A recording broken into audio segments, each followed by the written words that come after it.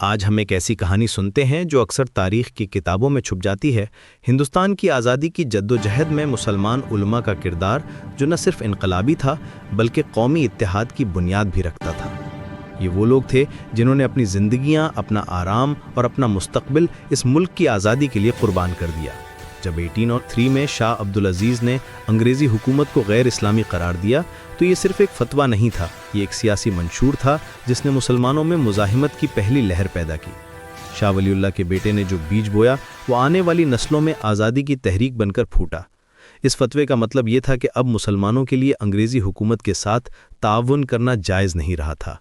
پھر آیا 1857 کا عظیم غدر۔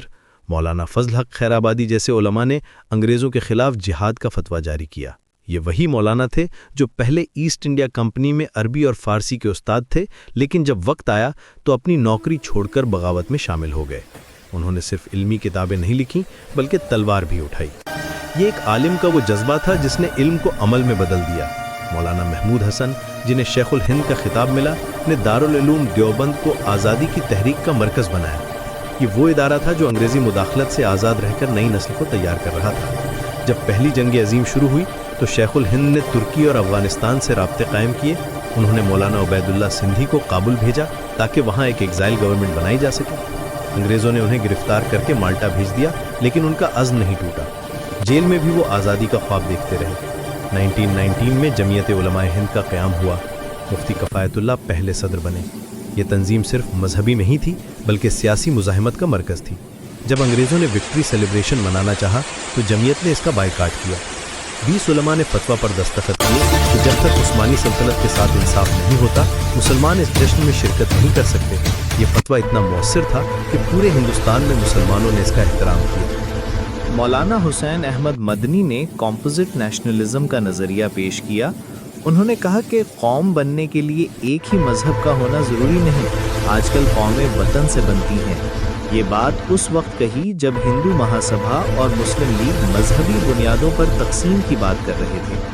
مولانا مدنی کا یہ موقف بہت واضح تھا کہ ہندوستان تمام مذاہب کے لوگوں کا مشترکہ وطن ہے۔ مولانا ابوالکلام آزاد نے الہلال اخبار نکالا جو آزادی کی تحریک کا ترجمان بنا۔ انہوں نے تعلیم کے ذریعے نوجوانوں میں قومی شعور پیدا کیا۔ حضرت موہانی نے اپنی شاعری اور اردو معلّہ رسالے کے ذریعے آزادی کا جذبہ پھیلایا۔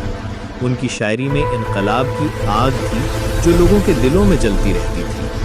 1942 میں کوئٹ انڈیا موومنٹ کے دوران جمعیت نے انگریزوں سے کہا کہ ہندوستان چھوڑ دو۔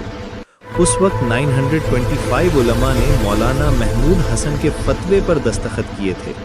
مولانا مدنی کو گرفتار کر لیا گیا لیکن تحریک رک نہیں سکی۔ یہ علماء جانتے تھے کہ آزادی کی قیمت چکانی پڑے گی۔